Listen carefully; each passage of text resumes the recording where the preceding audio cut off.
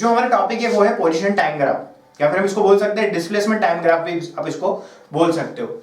चलिए, तो यहाँ पर हमको तीन बेसिक चीज पढ़नी है। तीन बेसिक चीज में पहला क्या आएगा आपका कि अगर आपका ऑब्जेक्ट स्टेशनरी है और एक जगह रखा हुआ है तो उसका डिस्प्लेसमेंट टाइम ग्राफ क्या रहेगा, ठीक है। उसके बाद हमको देखना है कि अगर आपका ऑब्जेक्ट जो है अगर यूनिफॉर्म मोशन में है तब उसका डिस्प्लेसमेंट टाइम ग्राफ क्या रहेगा।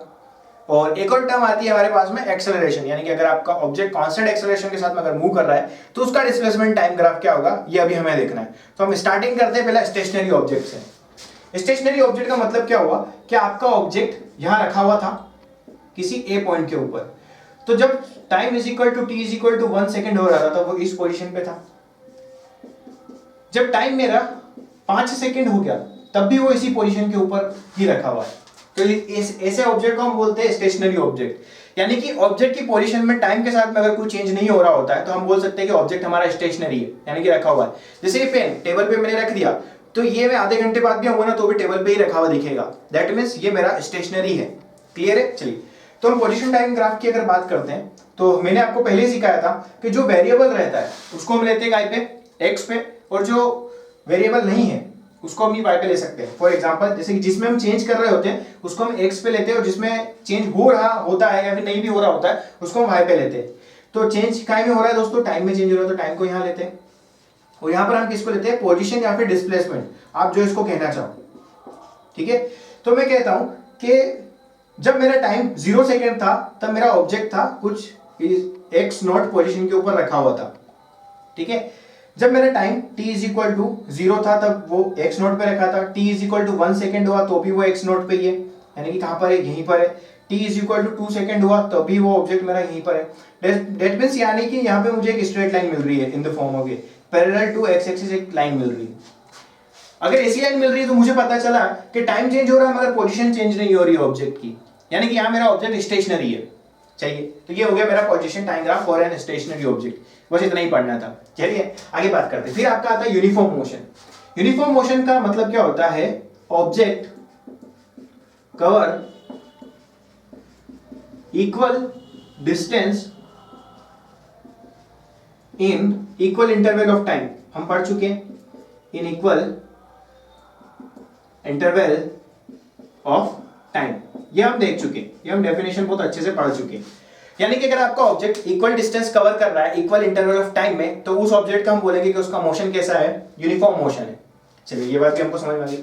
जैसे मैंने इसका पोजीशन टाइम ग्राफ बनाना चाहा तो ये एक्स एक्सिस है, ये मेरा वाई एक्सिस है। यहां पर मैंने देखा टाइम को और यहां पर हमने लिखा पोजीशन को। चलिए, तो जब मेरा टाइम कुछ t1 हो रहा था तब इसका पोजीशन था कुछ x1, तो इसका एक ऐसा एक पॉइंट यहां मुझे मिल गया।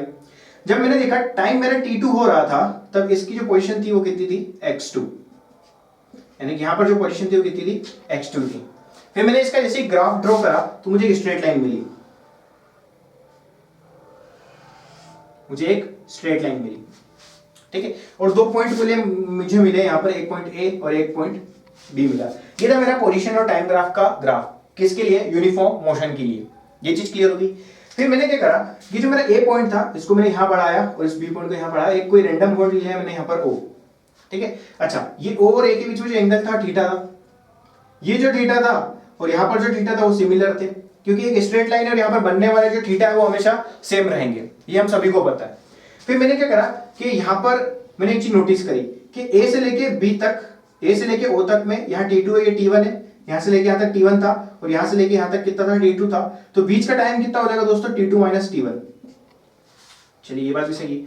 फिर ओ से लेके बी मैंने नोटिस किया तो मेरे पास ये टोटल दे रखा है x2, यहां से लेके यहां तक x1 दे रखा है, तो बीच का कितना निकल कर आ जाएगा, x2 माइनस x1। ठीक है, फिर मैंने क्या किया कि ए और बी पॉइंट के बीच में मैंने स्लोप निकाला। तो हम यहां पर बात कर सकते हैं, स्लोप निकाला हमने किसके बीच में, ए और बी के बीच में। तो मुझे ये स्लोप निकालना था, ये वाली लाइन ए से लेके बी तक की। तो स्लोप कैसे निकाल सकते हैं हम, थीटा के रेस्पेक्ट में, यानी कि कितने डिग्री के ऊपर है ये। तो डिग्री निकालनी है, मुझे थीटा में इंटरेस्टेड है और मेरे पास ये परपेंडिकुलर दे रखा है, बेस दे रखा है। अगर मैं थीटा में इंटरेस्टेड हूं तब मेरा यहाँ पर टेन थीटा काम आता है। तो जैसे मैंने टेन थीटा लिखा है यहाँ पर टेन थीटा, तो मेरे पास कितना निकल कर आ जाएगा, x2 minus x1 divide by t2 minus t1। ये चीज दिख रही है आपको, क्लियर हुआ। यानी कि टेन थीटा निकाला तो x2 माइनस x1 अपॉन में t2 माइनस t1। अच्छा, तो क्या मैं बोल सकता हूँ जो टेन थीटा निकल कर आया, ये क्या निकल कर आया मेरे पास में, डिस्प्लेसमेंट, किसी ऑब्जेक्ट का डिस्प्लेसमेंट ए से लेके बी तक, और अपॉन में टाइम टेकन,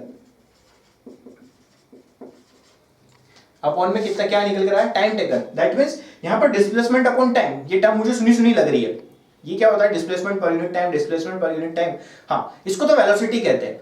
चलो ये बात भी समझ में आ गई, यानी कि यहां से मुझे पता चला कि जो मेरा टेन थीटा है ये किसके बराबर है, वेलोसिटी के बराबर है। ठीक है, यानी कि यहां से हमें पता चला कि यूनिफॉर्म मोशन के अंदर पोजीशन टाइम ग्राफ का जो स्लोप रहता है, जो स्लोप रहता है वो हमें क्या देता है, वेलोसिटी देता है। ये स्लोप ही क्या देगा हमको, वेलोसिटी देगा। ये चीज समझ में आई दोस्तों, यानी कि पोजीशन टाइम ग्राफ अगर आपका यूनिफॉर्मली मोशन के अंदर बना हुआ है तो उसका जो स्लोप रहेगा वो क्या देगा, हमेशा आपको वेलोसिटी देगा।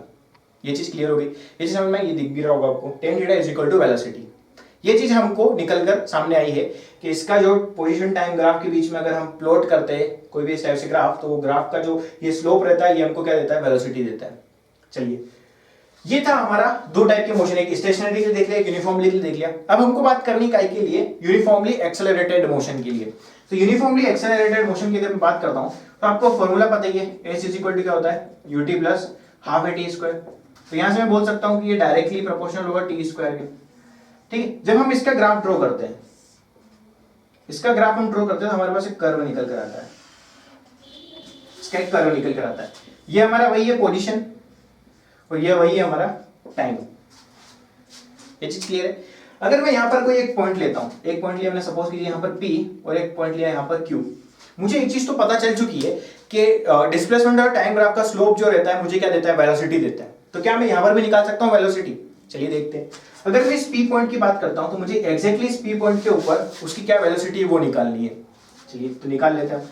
तो P पॉइंट के ऊपर टाइम हो रहा होगा कुछ t1 और Q पॉइंट के ऊपर टाइम हो रहा होगा कुछ t2 और P यहाँ पर पोजीशन होगी कुछ x1 और यहाँ पर पोजीशन होगी कुछ x2। तो जैसे ही मैंने यहाँ पर थीटा कैलकुलेट करना चाहा तो मैंने यहाँ पर एक चीज नोटिस करी कि यहाँ पर ऐसा कर्व है, यानी कि यहाँ पर एक ऐसा कर्व है। अगर मैं दो पॉइंट लेता हूँ, एक P यहाँ पर और एक Q यहाँ पर, इन दोनों को मिलाता भी हूँ तो मुझे स्लोप निकल कर आएगा, वो ये वाला निकल कर आएगा। मगर मेरा ये वाला स्लोप तो है नहीं, मेरा स्लोप तो नीचे वाला है। तो हम ऐसे टाइम पे क्या करते हैं, इस Q पॉइंट को बिल्कुल पास में ले लेते हैं। Q पॉइंट को नहीं बोल सकते, इस Q पॉइंट तो मेरा वहीं पर है, उसकी पर्टिकुलर फिक्स पोजीशन है, फिक्स टाइम है। मैंने क्या किया, एक जरा सा बिल्कुल जस्ट इसके बीच में एक पॉइंट लिया, यहाँ पर एक P डैश। ठीक, जैसे मैंने P डैश पॉइंट लिया तो मेरे को जो ग्राफ मिलेगा वो एक छोटे से पोर्शन का मिलेगा, यानी कि इसको बड़ा करना चाहे अपन यहाँ पर तो एक स्ट्रेट लाइन यहाँ पर है, मेरा P पॉइंट यहाँ पर है और एक P डैश पॉइंट मैंने यहाँ पर लिया है। अगर मैं इन दोनों के बीच में बनाता हूँ तो थीटा मेरा एक ये वाला रहेगा। ये चीज क्लियर है, यानी कि यहाँ पर जो टाइम रहेगा वो कैसा रहेगा, छोटा सा dt, और यहाँ पर जो डिस्प्लेसमेंट रहेगा कितना रहेगा, dx। यानी कि इसका अगर मुझे स्लोप निकालना तो tan थीटा मेरा किसके इक्विवेलेंट रहेगा, dx बाय dt के, यानी कि स्मॉल डिस्प्लेसमेंट अपॉन में स्मॉल टाइम।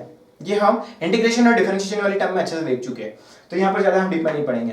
क्लियर दोस्तों? तो अभी हमने देखा पोजीशन टाइम ग्राफ, पहला देखा स्टेशनरी ऑब्जेक्ट के लिए, सेकंड देखा यूनिफॉर्म मोशन के लिए और तीसरा देखा यूनिफॉर्म एक्सेलरेशन के लिए। यूनिफॉर्म एक्सेलरेशन में जो हमने देखा कि एक ऐसा कर्व जो है इस टाइप में हमारा ग्राफ मिल रहा था, और कर्व का अगर मैं बात करूं थीटा की तो हर एक पॉइंट के लिए यहाँ पर थीटा डिफरेंट था। थीटा कैसे निकालता है आपको पता ही ना, ये P पॉइंट के लिए अगर मैं थीटा निकालना चाहूं तो P पॉइंट के ऊपर एक मैं ऐसा ये एक टेंजेंट अगर ड्रॉ करता हूं तो टेंजेंट का जो थीटा रहेगा वो इस P पॉइंट का थीटा रहेगा। Q पॉइंट से अगर मैं एक टेंजेंट डालता हूं तो ये टेंजेंट जो टाइम के साथ में जो एंगल बना रहा होगा वही क्या रहेगा हमारा, उस Q पॉइंट का थीटा रहेगा। तो इसलिए हमने क्या किया, P को बिल्कुल माइन्यूट सा डिस्प्लेस किया और उस डिस्प्लेसमेंट से जो हमको स्लोप मिला वो बिल्कुल सिमिलर था उस P पॉइंट से रिलेटेड स्लोप के, तो हमने उसको आंसर मान लिया। ये एक्यूरेट नहीं है मगर गलत भी नहीं है। क्लियर दोस्तों? चलिए इसको नोट डाउन कीजिए फटाक से, फिर हम आगे बात करते हैं। चलिए दोस्तों, जो नेक्स्ट टॉपिक है अपना वो क्या है, velocity time graph. Position time graph हमने देख लिया है, अब वेलोसिटी टाइम ग्राफ की बात करते हैं। तो वेलोसिटी टाइम ग्राफ में पहला वही हम स्टेशनरी, चलिए स्टेशनरी नहीं लेते हम यहाँ पर पहला हम लेते हैं कांस्टेंट वेलोसिटी। कांस्टेंट वेलोसिटी का मतलब होता है कि आपकी वेलोसिटी क्या है, कांस्टेंट है, यानी कि उसमें कोई चेंज नहीं हो रहा है। तो जैसे मैंने इसका ग्राफ बनाया, ठीक है, तो यहां पर हमको लेना पड़ेगा टाइम को और यहां पर लेना पड़ेगा वेलोसिटी को। ठीक है दोस्तों, यहां पर एक ऑब्जेक्ट था, मेरा v वेलोसिटी के साथ मूव कर रहा था, a पॉइंट के ऊपर उसकी वेलोसिटी v थी, और जैसे ही वो b पॉइंट के ऊपर पहुंचा अभी भी उसकी वेलोसिटी कितनी है, v ही है, यानी कि ये v और ये v दोनों सेम है, यानी कि वेलोसिटी कांस्टेंट है। तो मैंने क्या देखा कि जब मेरा जो टाइम था वो जब t1 था तब ऑब्जेक्ट की जो वेलोसिटी थी वो कुछ v1 थी, जब टाइम मेरा t2 था तब ऑब्जेक्ट की वेलोसिटी कितनी थी, वापस से v1 थी, यानी कि इसका ग्राफ भी मुझे एक स्ट्रेट लाइन के फॉर्म में मिला। ठीक है, जब समय t1 था तब उसकी पोजीशन थी कुछ a, जब समय t2 था तब उसकी पोजीशन थी कुछ b, मगर वेलोसिटी दोनों पॉइंट के ऊपर क्या थी, v और v थी। ये चीज क्लियर होगी। चलिए, तो यहां पर a b नाम दे दिया मैंने, t1 और t2 को नाम दे दिया, फिर मैंने क्या करा, यहां पर एक ऐसे डैश डैश बना दिया। ठीक है, यानी कि यहां पर मैंने एक एरिया बना दिया। तो अगर मैं यहां पर एरिया कैलकुलेट करना चाहूं, area under A B t1 t2 is equal to क्या मैं लिख सकता हूं, ए बी, चलिए ए बी के फॉर्म में नहीं लिख सकते, हम इसको ऐसा लिख सकते हैं, यहां से लेके यहां तक की डिस्टेंस कितनी है, v है। अच्छा, यहां से लेके यहां तक का जो है वो क्या है, t2 माइनस t1 है। ठीक है, तो इसका एरिया कितना आ जाएगा दोस्तों, हम इसको लिख सकते हैं at1 इंटू t1 t2, ऐसे लिख सकते हैं ना। चलिए, at1 कितना दे रखा है, v दे रखा है, यहां पर v ले लेते हैं, इंटू t1 t2 कितना दे रखा है अपने को, t2 माइनस t1। एक काम कीजिए, यहाँ पर कंफ्यूजन नहीं हो, इसलिए यहाँ पर एक पॉइंट ले लेते हैं C और यहाँ पर एक पॉइंट ले लेते हैं D। तो ये AC ले लीजिए इसको, और इसको क्या ले लीजिए आप, CD। ठीक है, तो V into t2 minus t1, ये चीज समझ में आ गई। तो और ये हमारे पास में क्या है, ABCD, यहाँ पर भी लिख लेते हैं ABCD। तो ये क्या है अपना एरिया अंडर ABCD। अब ये तो मुझे पता है, ये क्या दे रखा है, मुझे वेलोसिटी दे रखा है, और ये क्या दे रखा है, मुझे टाइम दे रखा है। और मुझे एक चीज पता है कि वेलोसिटी इनटू जो टाइम होता है वो किसके बराबर होता है, डिस्प्लेसमेंट के बराबर होता है। तो यहां से मेरे पास एक चीज निकल कर आई कि area under the velocity time graph is equal to displacement. ठीक है दोस्तों, ये समझ में आया। यानी कि क्या था, हमने ग्राफ ड्रॉ करा और उस ग्राफ के अंदर कोई दो पॉइंट लिए, यानी कि ए पॉइंट के ऊपर वेलोसिटी क्या थी, बी पॉइंट के ऊपर वेलोसिटी क्या थी, और ए पॉइंट और बी पॉइंट के बीच में जितना उसने एरिया कवर करा ग्राफ के अंदर, वही उसका डिस्प्लेसमेंट निकल कर आया। ठीक है, यानी कि यहां से हमें पता चला कि एरिया जो रहेगा under the velocity time graph, वो हमेशा हमको क्या देगा, उन दो पॉइंट्स के बीच में डिस्प्लेसमेंट देगा जो ऑब्जेक्ट ने कवर करा है। क्लियर है। चलिए, इसको नोट डाउन कीजिए फटाक से। नेक्स्ट जो हमारा ग्राफ है वो ग्राफ है यूनिफॉर्मली एक्सेलरेटेड मोशन का। अब यूनिफॉर्मली एक्सेलरेटेड मोशन क्या होता है, उसकी दो लाइन बोलते हैं और आपको सारी चीजें रिकॉल हो जाएगी। कैसे, देखिए दोस्तों, अगर यूनिफॉर्मली एक्सेलरेशन की अगर मैं बात करता हूं तो इसका मतलब क्या होता है कि आपके इक्वल इंटरवल ऑफ टाइम में इक्वल चेंज हो रहा है वेलोसिटी में, यानी कि equal change of velocity in equal interval of time. For example, यहां पर अगर आपका ऑब्जेक्ट था कुछ v वेलोसिटी के साथ में, अगर v मतलब कि यहां पर मान के चल के कुछ 2 मीटर पर सेकंड की स्पीड से मूव कर रहा था, फिर यहां से लेके यहां तक का अगर मैं बात करूं b पॉइंट था, और यहां से लेके यहां तक का टाइम जो था, गैप था, वो कितना था, 2 सेकंड का गैप था। और यहां पर जब मैंने उसकी वेलोसिटी देखी तब उसकी वेलोसिटी थी कितनी, 4 मीटर पर सेकेंड। ठीक है, और जब B से वो C पॉइंट पर पहुंचा तो दोनों के बीच का टाइम गैप जो था अभी भी 2 सेकंड था, और यहाँ पर जो अब उसकी वेलोसिटी थी वो कितनी थी, 6 मीटर पर सेकंड थी।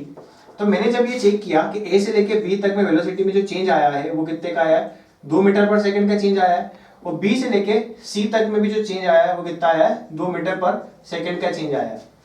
यानी कि वेलोसिटी में जो चेंज है वो सेम है, और टाइम का जो इंटरवल है वो भी सेम है। तो ऐसे मोशन को हम क्या बोलते हैं, यूनिफॉर्मली एक्सेलरेटेड मोशन। क्लियर है दोस्तों, यानी कि अगर आपकी वेलोसिटी में जो चेंज हो रहा है वो इक्वल हो रहा है इक्वल इंटरवल ऑफ टाइम के रेस्पेक्ट में, तब आप उसको बोल सकते हो कि आपका ऑब्जेक्ट यूनिफॉर्मली एक्सेलरेटेड मोशन में है। तो इसका जब हम ग्राफ ड्रॉ करते हैं तो इसका जो ग्राफ ड्रॉ होता है दोस्तों कुछ इस टाइप से होता है, क्या कि जब आपका टाइम t1 था तब ऑब्जेक्ट की वेलोसिटी कितनी थी, v1 थी। जब आपका टाइम t2 था तब ऑब्जेक्ट की वेलोसिटी थी कितनी थी, v2 थी। ये हमारे यहाँ पर वही हम टाइम लेके चलते हैं, और यहाँ पर हम क्या लेके चलते हैं, वेलोसिटी। ठीक है, ये आपकी v2 को रिप्रेजेंट कर रहा है ये आपका V1 को रिप्रेजेंट कर रहा है। सेम सिमिलर यहाँ पर ये T1 है आपका और ये पूरा टाइम T2 है। जब इसका आपने ग्राफ ड्रॉ करा तो आपको वापस से क्या मिला, एक स्ट्रेट लाइन मिली और यहाँ पर हमने वही 2 पॉइंट लिए, A पॉइंट और B पॉइंट, ठीक है। फिर अब मैं इसमें इंटरेस्टेड हूँ इसका स्लोप निकाले, तो मैंने वापस से A और B ऐसा ये निकालना चाहा और ये निकालना चाहा, तो ये कितना निकल कर आया, वही T2 माइनस T1 और ये कितना निकल कर आया, V2 माइनस V1, ठीक है। ये एक स्ट्रेट लाइन है तो यहाँ पर भी थीटा रहेगा, यानी कि स्लोप ही निकालना है। तो यहाँ पर अगर मैं बात करूँ स्लोप निकाला मैंने AB का, तो कितना निकल कर आएगा, tan theta is equal to V2 minus V1 divide by T2 minus T1। ये चीज समझ में आई दोस्तों। हमने क्या किया, स्लोप निकाला, tan theta is equal to V2 minus V1 upon में T2 माइनस T1 निकाल सकते हैं ना। यहाँ पर कुछ नहीं लगा, tan थीटा का फॉर्मूला लगा दिया इस ट्रायंगल के अंदर, बस क्लियर है। चलिए आगे अगर मैं बात करूं तो ये क्या है मेरा, tan theta is equal to, अच्छा ये मुझे क्या दे रखा है, वेलोसिटी दे रखी है, टाइम दे रखा है, तो यहां मैं लिख सकता हूं क्या, चेंज इन वेलोसिटी, और यहां पर मैं क्या लिख सकता हूं, टाइम टेकन। अच्छा ये टर्म कहीं बड़ी बड़ी लग रही है, यही क्या होता है, हमारा एक्सेलरेशन होता है। तो क्या मैं लिख सकता हूं, tan theta is equal to किसके निकल कर आया, एक्सेलरेशन के, और एक्सेलरेशन भी किन दो पॉइंट के बीच में, A और B के बीच में, A और B के बीच में पॉइंट है। यानी कि यहां से हमारा एक चीज एक और क्लियर होता है कि जो स्लोप रहता है, slope of velocity time graph gives us acceleration. चलिए ये पॉइंट तो हमारे क्लियर हो चुके हैं। हमने क्या देखा, पहले देखा था हमने कि जो वेलोसिटी टाइम ग्राफ रहता है उसका जो एरिया रहता है वो हमको क्या देता है, डिस्प्लेसमेंट देता है, और इसका जो स्लोप रहता है वो क्या देता है, हमको एक्सेलरेशन देता है। चलिए अब यहाँ पर एक नोट करने वाली बात, अब आपने देखा कि ये मेरा A पॉइंट था, ये मेरा B पॉइंट था। अब ये A और B पॉइंट की अगर मैं बात करता हूं तो ये एक पोर्शन यहां तक टच हो रहा है और एक पोर्शन यहां तक टच हो रहा है। तो क्या मुझे A और B पॉइंट के बीच का अगर मुझे डिस्प्लेसमेंट निकालना हो तो क्या मुझे ये पूरा एरिया लेना पड़ेगा, पूरा एरिया, दैट मींस ये देखिए ये पूरा एरिया, यानी कि ये जो मैं डार्क डार्क बना रहा हूं ना, क्या मुझे ये पूरा एरिया कवर करना पड़ेगा, यहां से लेके यहां तक, यहां से लेके यहां तक, यहां से लेके यहां तक, क्या पूरा एरिया निकालना रहेगा ऐसे B के लिए? तो जवाब है आपका जी नहीं। आपको कहां से कहां तक निकालना है, ये जो A से लेके ये O तक गए, फिर O से लेके आप इस B तक गए, और ये जो आपको ट्रायंगल दिख रहा है, हम इसको हैश कर देते थोड़ा सा, ये जो आपको ट्रायंगल दिख रहा है खाली इसी का ही एरिया आपको निकालना रहेगा। इसका एरिया आपने निकाल लिया तो आप बता सकते हो A और B पॉइंट के बीच का डिस्प्लेसमेंट कितना है, ठीक है। ये पोर्शन क्यों छोड़ा हमने, क्योंकि ये जो पोर्शन है हमारा ये डिस्प्लेसमेंट देगा इस पर्टिकुलर, अगर वो एक ही वेलोसिटी के साथ में चलता और एक ही वेलोसिटी के साथ में चलता रहता वो, तब वो जो डिस्प्लेसमेंट कवर करता है इस A पॉइंट और इस O पॉइंट के बीच का, तब हम ये वाला पोर्शन भी लेके चलते हैं। क्लियर दोस्तों, ये चीज समझ में आया। तो यहाँ पर हमारा वेलोसिटी टाइम ग्राफ से दो चीजें क्लियर हुई कि इसका जो एरिया रहता है वो हमको देता है डिस्प्लेसमेंट, और इसका जो स्लोप रहता है वो हमको क्या देता है, एक्सेलरेशन। क्लियर है, इसको नोट डाउन कीजिए फटाक से, फिर हम आगे बात करते हैं। चलिए आई होप अपना नोट कर ही जाओगा। इसको रफ करते हैं, चलिए इसको रफ करते हैं। अब हमको बात करनी क्या कि अगर यूनिफॉर्म एक्सेलरेशन नहीं हो, एक्सेलरेशन में भी चेंज हो रहा हो, तो हम क्या कर सकते हैं, चलिए देख लेते हैं उसके लिए। तो यहां पर अब जो बात आती है वो नॉन यूनिफॉर्म एक्सेलरेशन की अगर मैं बात करता हूं, यहां पर हम लेते हैं क्या, non uniform acceleration. Non uniform acceleration की अगर मैं बात करूं ना, तो दोस्तों आपको इसमें दो टाइप के ग्राफ देखने को मिलेंगे। एक ग्राफ देखने को मिलेगा आपका कुछ, यहां पर हम वेलोसिटी को ले लेते हैं, यहां पर हम टाइम को ले लेते हैं, ठीक है। एक ग्राफ आपको देखने को मिल सकता है कुछ इस रेस्पेक्ट में, ठीक है। तो हम इसी ग्राफ की पहले बात करते हैं। देखिए जब आपका टाइम t1 था तब आपका वेलोसिटी कुछ v1 था, जब टाइम आपका t2 था तब आपका वेलोसिटी v2 था, जब आपका टाइम t3 था तब आपकी वेलोसिटी जो थी वो क्या थी दोस्तों, v3 थी। देखिए दोस्तों एक और चीज मैं यहाँ पर बताना चाहता हूँ कि यहाँ पर जो आपका टाइम गैप है ये सेम है, ठीक है। ये t2 माइनस t1 है और ये कितना है, t3 माइनस t2 है। तो ये जो टाइम का गैप है ये क्या है, आपके लिए सेम है। मगर आप देखो टाइम का गैप सेम होने के बावजूद यहाँ का गैप थोड़ा सा कम है और यहाँ का गैप ज्यादा है। क्लियर है। इस गैप की अगर मैं बात करता हूँ इतने से पोर्शन वाले गैप की, तो ये कितना है मेरे पास में, v3 माइनस v2, और यहाँ से लेके यहाँ तक की अगर मैं बात करता हूँ तो ये मेरे पास क्या दे रखा है, v2 माइनस v1। ठीक है, यहाँ पर का अगर गैप बात करें हम तो ये दे रखा है T2 माइनस T1, और यहाँ से लेके यहाँ तक की गैप की बात करें तो ये दे रखा है T3 माइनस T2। अगर नॉन यूनिफॉर्म एक्सेलरेशन है हमारा तो T2 माइनस T1 जो है वो हमारा बराबर है किसके, T3 माइनस T2 के, मगर यहाँ पर जो हमको दे रखा है V3 माइनस V2, ये मेरा बड़ा है V2 माइनस V1 से। ये कंडीशन जहां आपको दिखी उसका मतलब होता है कि आपका नॉन यूनिफॉर्म एक्सेलरेशन, यानी कि इक्वल इंटरवल ऑफ टाइम में आपका चेंज इन वेलोसिटी डिफरेंट है और टाइम इंटरवल तो सेम है। जैसे T2 माइनस T1 की अगर बात करूं तो जब T2 माइनस T1 टाइम था तो आपकी वेलोसिटी में चेंज जो था वो थोड़ा सा था, मगर जैसे ही आपका T3 माइनस T2 वाला टाइम आया तो आपका वेलोसिटी में चेंज बढ़ गया, यानी कि एक्सेलरेशन ज्यादा हुआ। तो हम यहां पर बोल सकते हैं कि एक्सेलरेशन कैसा है आपका, पॉजिटिव है। एक्सेलरेशन कैसा है, पॉजिटिव है। और हम इसको बोल सकते हैं इंक्रीजिंग एक्सेलरेशन है। कैसा है ये, इंक्रीजिंग एक्सेलरेशन, यानी कि एक्सेलरेशन में चेंज हो रहा है कंटिन्यूस वे में, ठीक है। और एक्सेलरेशन जो है वो आपके मोशन के अकॉर्डिंग ही एक्सेलरेशन है, इस वाले टर्म का ये मतलब होता है। क्लियर है, इसको भी नोट कीजिए, फिर हम आगे बात करते हैं।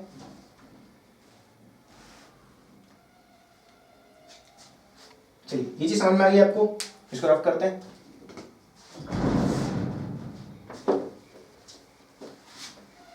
ये तो हमारा क्लियर हो चुका है कि अब जो ग्राफ आएगा हम उसको किसी भी वे में समझ सकते हैं। एक और ग्राफ आपको देखने को मिल सकता है, यहाँ पर एक वेलोसिटी है, यहाँ पर आपका वही टाइम है, एक ऐसा कोई ग्राफ बना हुआ है और यहाँ का जो थीटा है, ये थीटा है, ये ग्रेटर है 90 डिग्री से, ठीक है। अच्छा, इस थीटा का मुझे मतलब बताइए। इसका मतलब ये होता है कि जब टाइम जीरो था आपका तब वेलोसिटी कुछ यहाँ पर थी, जब टाइम हल्का सा बढ़ा तो आपकी वेलोसिटी इस जगह थी, यानी कि वेलोसिटी कम हो गई। जब यहाँ पर था वेलोसिटी कम हो गई और एक टाइम किसी t1 के ऊपर वेलोसिटी आपकी जीरो हो गई, यानी कि वेलोसिटी टाइम के साथ में डिक्रीज हो रही है। इस ग्राफ का मतलब होता है velocity decreases, velocity decreases with time. Velocity तभी डिक्रीज कर सकती है जब आपका रिटार्डेशन हो रहा हो, और ये कंडीशन होती है काहे की, रिटार्डेशन की। ये कंडीशन होती है रिटार्डेशन की, यानी कि नेगेटिव एक्सेलरेशन, नेगेटिव एक्सेलरेशन, यानी कि ऑब्वियसली बात है, आप गाड़ी से जा रहे हो और अच्छी 100 की स्पीड में हो और आपकी स्पीड धीरे धीरे कम हो रही है, क्यों, क्योंकि आप ब्रेक लगा रहे हो। ब्रेक लगाना यानी कि रिटार्ड करना, यानी कि आप नेगेटिव डायरेक्शन में फोर्स लगा के एक्सेलरेट कर रहे हो, तो ये होता है रिटार्डेशन यानी कि नेगेटिव एक्सेलरेशन। ये पोर्शन समझ में आया, इसको भी नोट कीजिए। फिर एक और ग्राफ को हम देखते हैं।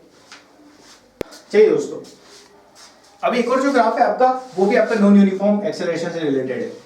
यहाँ पर वही आपका टाइम, यहाँ पर वही आपका वेलोसिटी, ठीक है। अब जो ग्राफ है आपका कुछ ऐसा है, ठीक है, ये ग्राफ कुछ ऐसा है। इसका मतलब भी क्या हुआ, सेम वही हुआ, क्या कि जब आपका टाइम t1 था तब आपकी वेलोसिटी क्या थी, v1 थी। जब टाइम आपका t2 था तब आपकी वेलोसिटी कुछ v2 थी। जब आपका टाइम t3 था तब आपकी वेलोसिटी v3 थी।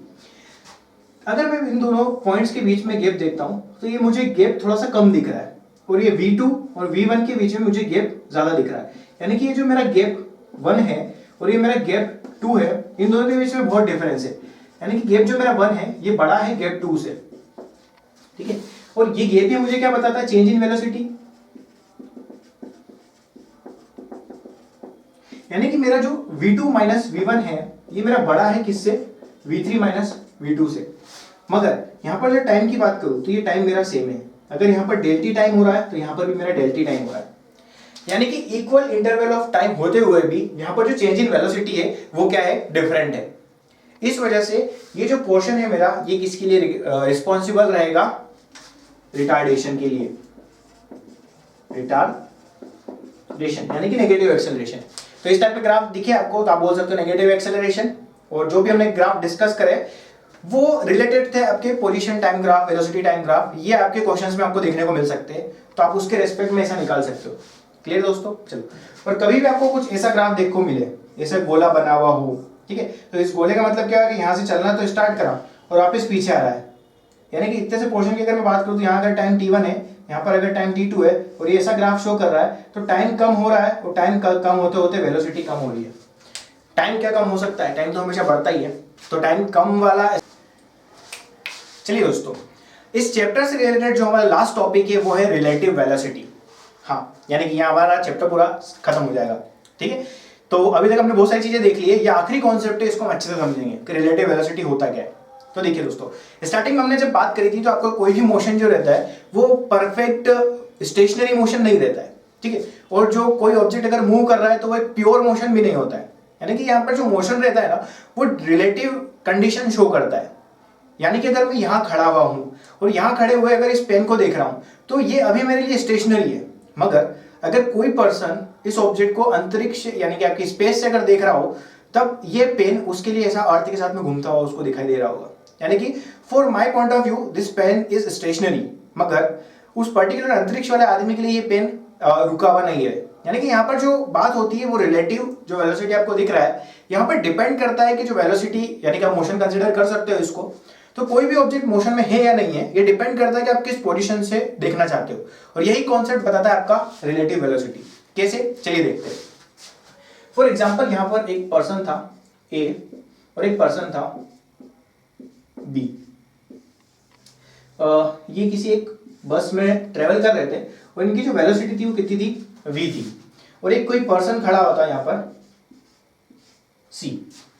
ठीक है, तो अगर मैं बात करूं जब पर्सन जो ए था, ए ने जब बी को देखा होगा, ए ने जब बी को देखा किसने, ए ने बी को देखा, तो बी कैसा दिखा, रुका हुआ। मैं और मेरे सामने एक और कोई पर्सन खड़ा हुआ है और हम ट्रेन में सफर कर रहे हैं, तो मैं उस आदमी को देखूंगा तो मुझे वो रुका हुआ ही दिखेगा। अगर वो एक जगह खड़ा हुआ है ट्रेन में तो मुझे रुका हुआ दिखेगा। तो जब ए ने बी को देखा तो ए को बी कैसा दिखा, रुका हुआ। फिर वापस बी ने जब ए को देखा तो भी उसको रुका हुआ दिखा। क्लियर है, मगर जब सी ने देखा किसको, बी को, तब सी ने जैसे देखा बी को तो बी से चलता हुआ दिखा वी वेलोसिटी के साथ में। फिर इसी सी ने जब ए को देखा तो ए भी उसको वी वेलोसिटी के साथ में चलता हुआ दिखा। यानी कि यहाँ पर एक्चुअल बात करें तो ए और बी रियल में चल रहे हैं, मगर ए को तो वो बी चलते हुए दिख नहीं रहा है, बिकॉज क्योंकि ए भी उसी फ्रेम में है जिस फ्रेम के अंदर बी है। यानी कि जब आपकी फ्रेम सेम होती है तब आपको ऑब्जेक्ट रुके हुए या फिर मोशन में उस फ्रेम के रेस्पेक्ट में देखने को मिलते हैं।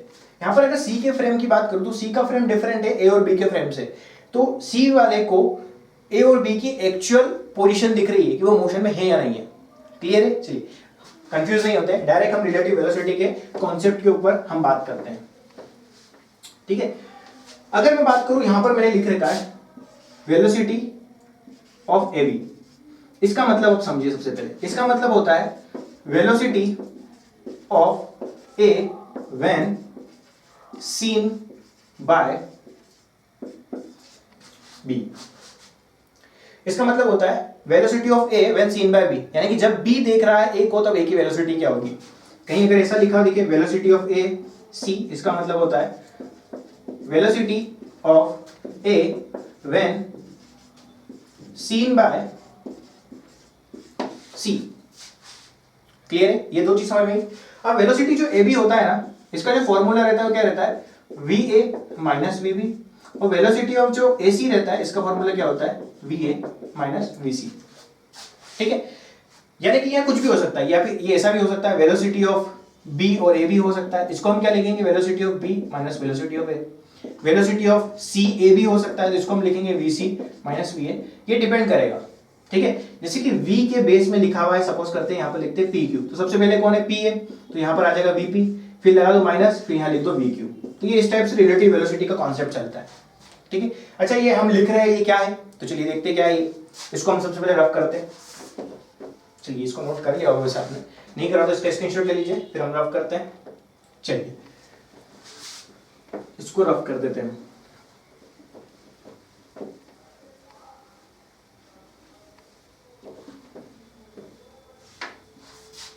चलिए इसको समझते हैं। ये हमारे पास एक ऑब्जेक्ट था ए, ये एक फोरम के ऊपर खड़े हुए थे, ये ऑब्जेक्ट था बी, ये व्हील लगे हुए थे यहाँ पर, और ये जो किसी भी गाड़ी या बस में रुके हुए होंगे तो ये जो मूव कर रहा था, वेलोसिटी जो थी कितनी थी, 20 मीटर पर सेकेंड। ठीक है, और एक कोई पर्सन यहाँ जमीन पर खड़ा हुआ था, कोई पर्सन था मेरा सी, और इसकी जो वेलोसिटी थी वो 0 थी, ये रुका हुआ था। ठीक है, अब मुझे क्या पता करना है कि वेलोसिटी ऑफ ए बताओ मुझे जब कौन देख रहा हो, सी देख रहा हो। इसका मतलब क्या होता है, ए की वेलोसिटी बताओ जब सी ने देखा, यानी कि सी को ए की वेलोसिटी कैसी लगी। तो हम इसका फॉर्मूला क्या लिखेंगे, वी ए माइनस वी सी, ठीक है। वेलोसिटी ऑफ ए कितना है 20 माइनस सी की वेलोसिटी कितनी 0, तो वेलोसिटी ऑफ ए सी कितना निकल कर आया 20। यानी कि जब सी ने देखा किसको ए को, तो ए कैसा लगा उसको आगे जाता हुआ 20 मीटर प्रति सेकंड की रफ्तार से, ठीक है। चलिए फिर जब मैंने निकाला वेलोसिटी ऑफ सी ए, यानी कि वेलोसिटी ऑफ सी जब देखा किसने ए ने, तो यहां कितना है velocity of C minus velocity of A, तो कितना निकल कर आया माइनस का 20। यानी कि जब किसने देखा ए ने, जब ए ने देखा इस सी को, तो इस ए को क्या लगा कि सी जा रहा है पीछे 20 की स्पीड से।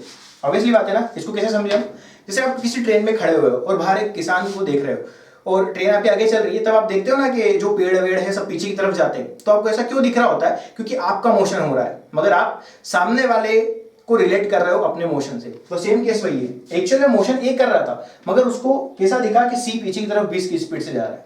क्लियर है ना। ट्रेन का एग्जांपल सबसे बेस्ट है, सुटेबल है, कि आप ट्रेन में जा रहे थे तो पेड़ पीछे हुए जाते दिख रहे थे। ये चीज समझ में आ गई। चलिए अब यहां पर हम एक और चीज निकालते हैं, वेलोसिटी ऑफ ए बी, यानी कि velocity of A when seen by B. A की वेलोसिटी जब बी ने देखी तो क्या निकल कर आएगा, V A minus V B. ये कितना है 20, ये भी 20, ये कैंसिल आउट हो गया, वेलोसिटी ऑफ ए बी कितना आ गया 0। यानी कि जब इस ए ने इस बी को देखा तो ये बी इसको रुका हुआ दिखा। कैसा दिखा, रुका हुआ दिखा। जैसे ट्रेन में मैं खड़ा हूं, मेरे साथ में कोई दोस्त खड़ा है, तो उसको तो मैं अगर देखूंगा ट्रेन के अंदर चारों तरफ से बंद कर दिया जाए, ट्रेन को खिड़की सब लगा दिया जाए, मुझे पता नहीं कि ट्रेन चल रही है, और ये ऑब्जेक्ट तो मुझे यहाँ पर रुका हुआ ही दिखेगा ना। सेम कॉन्सेप्ट है, यानी कि ट्रेन में अगर कोई समोसे बेचने वाला अगर खड़ा हुआ है और आप भी उसके पास में खड़े हुए हो, तो आपके लिए तो वो खड़ा हुआ ही है ना, मगर बाहर खड़े हुए बाहर अगर ट्रेन के बाहर कोई व्यक्ति उस समोसे वाले को देखता है तो उसको क्या लगेगा कि यार समोसा ट्रेन के साथ में 20 की स्पीड से जा रहा है, ठीक है ना। तो ये कॉन्सेप्ट रहता है रिलेटिव वेलोसिटी का, और रिलेटिव वेलोसिटी डिपेंड करती है पॉइंट ऑफ व्यू पे, यानी कि आप किस पॉइंट के ऊपर खड़े रहकर देखना चाहते हो।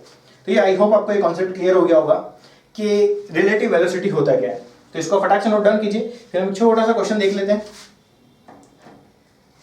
चलिए क्वेश्चन तो हमने कर ही लिया है, तो यहीं पर हम सॉल्व करते हैं, फिर आप इसको रिलेट कर लिए। जो रिलेटिव वेलोसिटी का कॉन्सेप्ट रहता है ना, ये आप कैसा रहता है कि कार एक इस स्पीड से मूव कर रही है, दूसरी कार दूसरी स्पीड से मूव कर रही है, तो दोनों की रिलेटिव वेलोसिटी बताइए कि कार में बैठा हुआ एक पर्सन अगर पीछे वाली कार को देखता तो उसकी वेलोसिटी क्या रहेगी। क्लियर है। चलिए दोस्तों, तो आज के जो लेक्चर हम यही समाप्त करते हैं, और यहाँ पर हमारा चैप्टर 2 कंप्लीट होता है, मोशन इन स्ट्रेट लाइन। फिर हम जो नेक्स्ट चैप्टर रहेगा वो देखते हैं कौन सा वाला कंसिडर करते हैं। क्लियर दोस्तों। चलिए आई होप आपको ये पूरा जो लेक्चर समझ में आया होगा। तो you can like our channel and subscribe to our channel. Thank you so much guys.